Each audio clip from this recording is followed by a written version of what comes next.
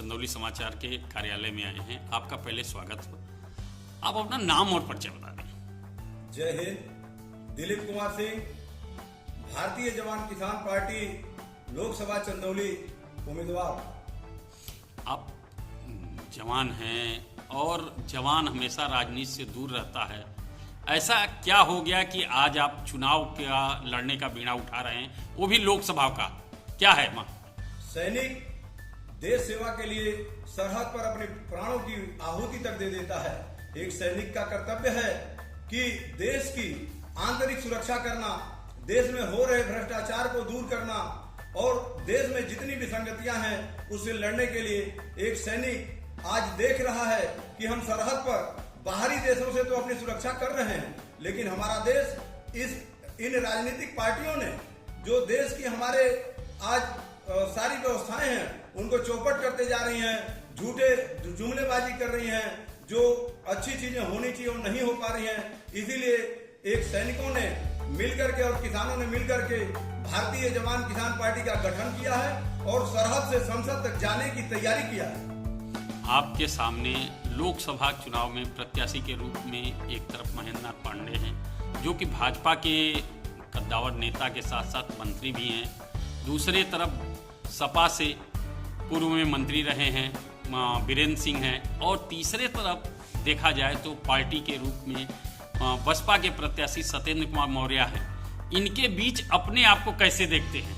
ये सारे पार्टी के जितने कद्दावर नेता हैं, जो लोकल जनता है, जिसे आज जिस चीज की जरूरत है, ये सारे लोग दिल्ली और लखनऊ से ही मैनिफेस्टो बनाते हैं। इनकी पार्टियां जितनी हैं, इनके जो संकल्प पत्र हैं, ये लखनऊ और दिल्ली से बनते हैं। आज चंदौली की माटी में या चंदौली के क्षेत्र में जो समस्याएं हैं, इन सभी नेताओं को कोई पता नहीं है। भारी उद्योग मंत्री जी 10 साल मंत्री रहे हुए हैं, इनको चंदौली की जनता बिल्कुल ही पसंद नहीं कर रही है, इसलिए कि इन्होंने चंदौली का कोई विकास नहीं किया है। यही कारण है कि आज गांव-गांव में प्रवास कर रहे हैं। नहीं तो अगर ये क्षेत्र का विकास किए होते और सारी चीजों को, जनता के दुखों को अगर सही ढंग से समझ करके उसको हल किए होते तो आज शायद जगह जगह गांव-गांव में प्रवास करने की जरूरत नहीं पड़ती। आज मैं भारत देश में एक सैनिक के तौर पर देश सेवा किया हूं और आज मैं अपने समाज की सेवा करना चाहता हूं। मैं इसी चंदौली के धरती का लाल हूं और जनता यहाँ सोच रही है कि चंदौली के अपनी माटी का लाल कोई किसान का बेटा चुनाव लड़े जो जनता के बीच में रहे। तो इसीलिए मैं चंदौली की जनता की सेवा करने के लिए आज आगे आया। आपके सामने दूसरे विधानसभा के लोग हैं, जैसे अजगरा के बीरेंद्र जी हैं और वही उसी विधानसभा क्षेत्र से सुरेंद्र मौर्य हैं और आप सैयद राजा विधानसभा से हैं। तो ऐसे में कैसे देख रहे हैं कि क्या आपको अजगरा में कैसे मजबूत रहेंगे, कैसे चुनाव लड़ पाएंगे, क्या है आपका मोटिव? ये मेरा गृह जनपद है चंदौली, मैं यहीं का निवासी हूँ। वो लोग दोनों लोग लोकसभा जरूर है लेकिन जिला से बाहर के हैं। जनता आज अपनी चंदौली के एक कैंडिडेट ढूंढना चाह रही है और ढूंढ रही है। रही बात जैसे मेरे लिए शिवपुर राजगरा थोड़ा सा बाहर है, तो उनके लिए सैयद राजा और मुगलसराय और सकडिया विधानसभा उनके लिए बाहर है और मैं यहीं का हूं और मैं यहीं बीच में रहा हूं जनता के, इसलिए मैं उनको यहां से जरूर पछाड़ूंगा। यहाँ से पछाड़ेंगे, लेकिन 2 विधानसभाओं में आपकी पकड़ जब नहीं रहेगी तो कैसे जीत पाएंगे?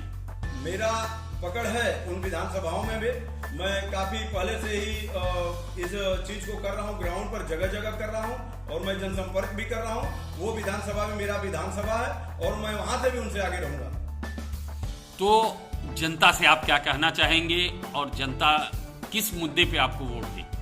जनता ये सोच रही है कि आज के डेट में यहाँ पर जो चंदौली की जनता की जरूरत है, जो भारी उद्योग मंत्री जी ने पूरा नहीं किया था, आज हम अगर एक छोटे से रूप में देखें तो जो ट्रेन की सुविधाएं, जब राजनीति का पैटर्न आता है या कोई चुनाव आता है तो ये सारी राजनीतिक पार्टियां और सारे मंत्री जी लोग गलत जुमले करते हैं या उसको 2-4 दिन के लिए चलाते हैं। जैसे ट्रेन हुई, सरकारी बसें हुई, ये कुछ दिन चुनाव के मुद्दों पर तो चलाए गए थे लेकिन बंद कर दिए गए थे। आज चंदौली में न तो कोई ट्रेन रुकती है, न तो कोई सरकारी बसें हैं। भारी उद्योग मंत्री जी खुद इनके मंत्रिमंडल से बसें जो इलेक्ट्रिक बसें चलाई जाती हैं वो अपने चंदौली जिला में कहीं एक भी नहीं चलाई जा रही हैं। क्या ये लखनऊ और दिल्ली में ही चल सकती हैं? क्या दूसरे जगहों पर चल सकती हैं? ये चंदौली की जनता उसका उपयोग नहीं कर सकती है या करने लायक नहीं है? तो मैं इसीलिए जनता त्रस्त है, बिल्कुल न कोई सरकारी बसें, न ट्रेनें, न किसी प्रकार का, यहाँ तक कि जो बसों का डिपो था वो भी बनारस से संचालित हो रहा है। जो चंदौली की डिपो है, डिपो चंदौली के नाम से और बनारस से संचालित हो रहा है, तो लोग बहुत परेशान हैं। इसलिए मुझे आने की जरूरत पड़ी है। ये जनता की आवाज है।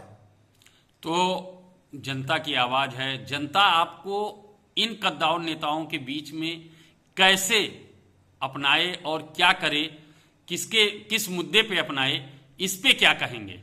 मेरा बहुत साफ मुद्दा है। मेरे मैनिफेस्टो में बहुत चीजें हैं जिससे जनता तंग है।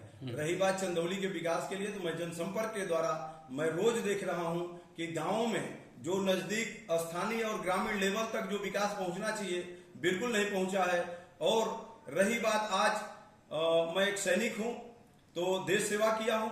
आज जितनी मैं सैनिक और अर्धसैनिक के ऊपर जाता हूं तो सारी पेंशनों को लोगों ने बंद कर दिया है, अग्निवीर चालू कर दिया है, जिससे आजकल मैं नौजवानों से मिल रहा हूं, कोई अग्निवीर में जाना नहीं चाहता है। अगर एक अग्निवीर की 4 साल में पेंशन बंद हो रही है तो नेताजी लोग अपनी पेंशन पर क्यों नहीं ध्यान दे रहे हैं? एक सैनिक होने के नाते, एक भारतीय जवान किसान पार्टी का गठन किसानों और जवानों के द्वारा किया जाने के नाते हम अग्निवीर की योजना बंद करेंगे। और सबसे जरूरी मैं बता दूं कि हमारी पार्टी MP MLA की पेंशन बंद करेगी। ठीक।